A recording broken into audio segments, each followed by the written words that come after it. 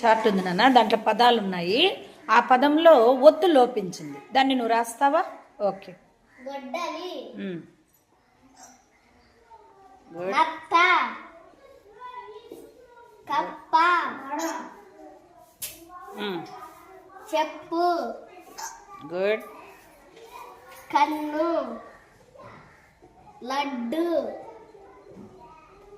మొగ్గ, పుట్ట, పిట్ట, బుట్ట, కొమ్మ, మబ్బులు, గుడ్.